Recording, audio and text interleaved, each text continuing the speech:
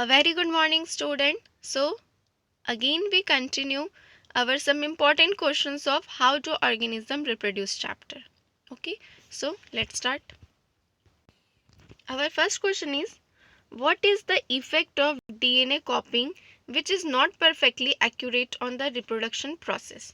तो देखिए क्या पूछ रहा है आपसे क्वेश्चन में, जब भी रिप्रोडक्शन होता है तो क्या होता है, डीएनए कॉपी होता है ना। डीएनए ही तो मिलता है, एक जनरेशन से दूसरी जनरेशन में ट्रांसफर होता है डीएनए जो है, जिसको हम क्या कहते हैं, इनहेरिटेंस कहते हैं, है ना। तो यहाँ पे ये बोल रहा है कि जो डीएनए का कॉपी होता है वो एक्यूरेट क्यों नहीं होता है ना, एक्यूरेट नहीं होता है रिप्रोडक्शन प्रोसेस में। तो फिर ये मतलब ये जो एक्यूरेट नहीं हो रहा है ये अच्छा है कि बुरा है, क्या है, मतलब same as it is parents का डीएनए कॉपी हम लोगों को मिलता है क्या, नहीं मिलता है, थोड़ा बहुत उसमें चेंजेस होता ही है। तभी तो क्या होता है, हमें वेरिएशन दिखाई देते हैं ना। हम एकदम सेम अपने मम्मी पापा की तरह है क्या, नहीं है, हमें बहुत सारे चेंजेस है ना। हाँ, बहुत सारी क्वालिटीज़ हम लोगों की उनसे मिलती है।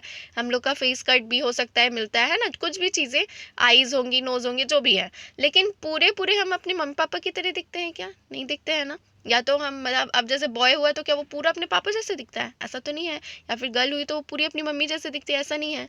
वो सब टीवी में ही दिखाता है कभी कभी, है ना।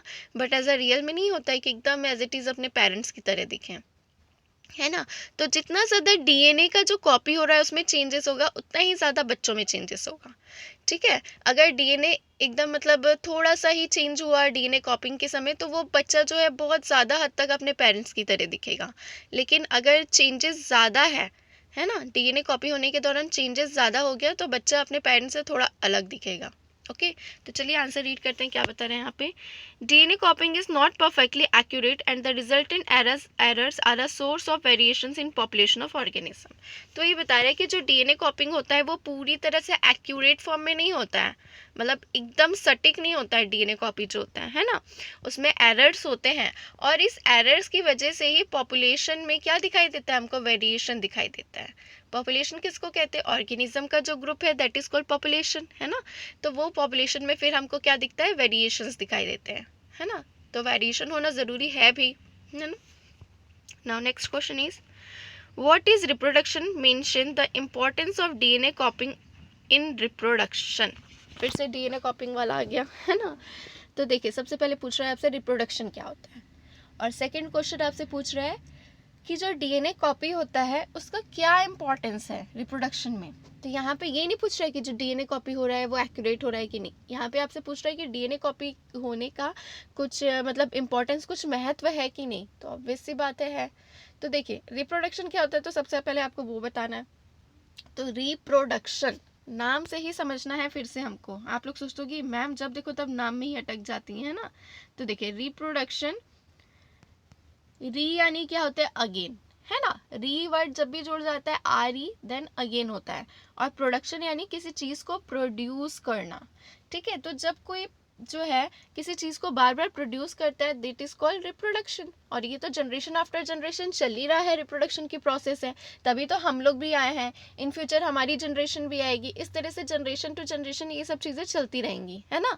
तो रिप्रोडक्शन मतलब क्या होता है, किसी भी चीज को मतलब एक, अब ये हम बायोलॉजी में पढ़ रहे हैं तो ऑब्वियस सी बात है हम लिविंग ऑर्गेनिज्म के बारे में बात करेंगे, है ना। तो जब भी कोई किसी नए ऑर्गेनिज्म को राइज करता है, प्रोड्यूस करता है, that is called what, that is called reproduction, है ना। मैंने बहुत सारे बच्चों के आंसर्स देखे हैं कि वो क्या लिखते हैं, fusion of male and female gamete is called reproduction. But students that is wrong.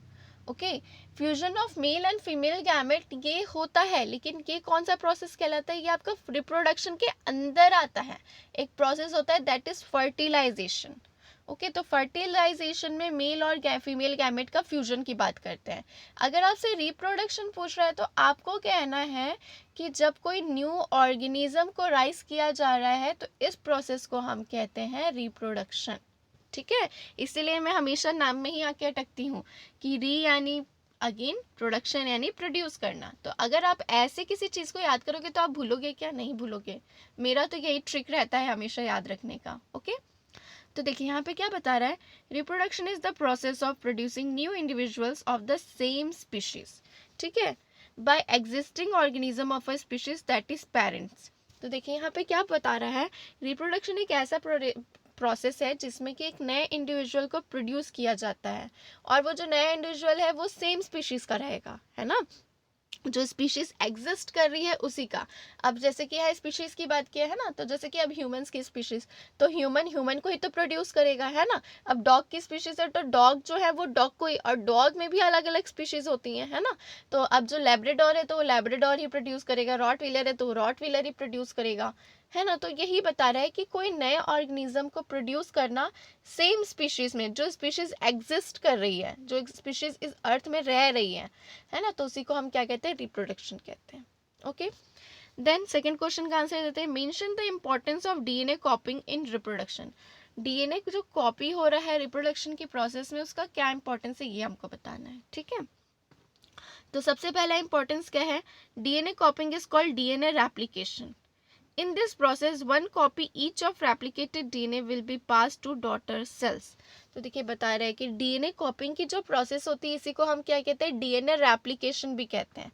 DNA replication कहने का मतलब है कि डीएनए जो है अपनी और भी कॉपीज बना रहा है, मतलब एक तरह से आप कह लो डीएनए की पॉपुलेशन बढ़ रही है, ठीक है ना।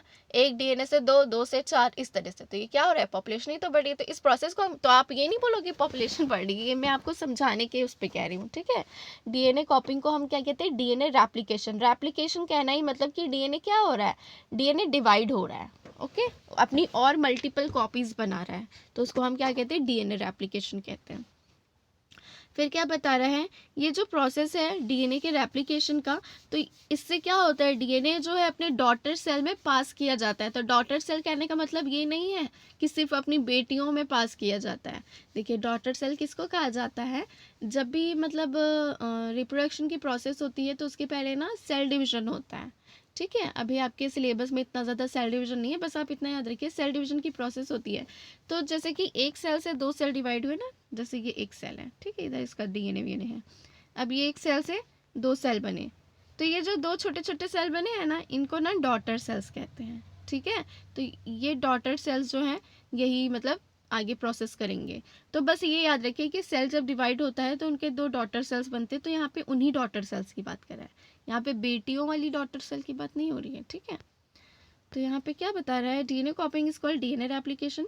इन this process one copy each of replicated DNA will be pass to daughter cells, ठीक है। तो सेल जो डिवाइड हुए तो उसमें जो डॉटर सेल्स बनी ना, उनमें पास किया जाता है, ठीक है। तो वही चीज़ यहाँ पे बता रहा है। Variations may be introduced during DNA copying. This inbuilt tendency for variation during reproduction form the basis of evolution. तो देखिए बहुत इंपॉर्टेंट पॉइंट है ये, क्या बता रहा है कि डीएनए कॉपिंग की वजह से ही क्या होता है, वेरिएशन भी हमको देखने के लिए मिलता है ना। जैसे कि हमने पिछले क्वेश्चन में पढ़ा था कि जो डीएनए कॉपी तो हो रहा है लेकिन पूरी तरह से एक्यूरेट फॉर्म में नहीं होता है, दैट्स वाई वेरिएशंस आ जाते हैं। अगर एकदम एक्यूरेट भी होगा ना तो क्या होगा, मदर और फादर का डीएनए जो है वो क्या होता है, फ्यूज होता है ना, मतलब उनका स्पर्म और मदर का एग, ये दोनों फ्यूज होके ही तो जाइगोट फॉर्म होता है ना। तो थोड़ा चेंजेस तो तब भी आएगा, बट डीएनए जो है वो पूरी तरह से एक्यूरेट फॉर्म में कॉपी नहीं होता है, वही चीज़ यहाँ पे बता रहा है ना। और this inbuilt tendency for variation during reproduction form the basis of evolution. और इसी वेरिएशन की वजह से क्या होता है, इसी वेरिएशन की वजह से इवोल्यूशन की प्रोसेस होती है। वेरिएशन आएगा और यही वेरिएशन मतलब ग्रेजुअली इसमें चेंजेस होते रहेंगे, तभी तो क्या होगा, इवोल्यूशन होगा। तो वही चीज़ बता रहे हैं यहाँ पे कि वेरिएशन की वजह से ही क्या होता है, इवोल्यूशन भी होता है, और इवोल्यूशन होना ज़रूरी है। इवोल्यूशन हुआ है तभी तो हम बने हैं, मतलब ह्यूमन्स है। अगर इवोल्यूशन नहीं होता तो हम ह्यूमन्स आ पाते, क्या नहीं आ पाते ना, दैट्स वाई। बस ये याद रखिएगा, इसलिए इवोल्यूशन ज़रूरी है ना। हाँ, तो ये था इस क्वेश्चन का आंसर। तो आज के क्लास में बस इतना ही, 2 क्वेश्चंस आप प्रिपेयर करिए तब तक, है ना। और बाकी एक्स्ट्रा क्वेश्चंस या कोई टॉपिक जो आपको समझ में नहीं आ रहा है और आपको पूछना है तो आप बिल्कुल मुझे बता दीजिए, ठीक है। So today's class is over, thank you, have a nice day and keep studying.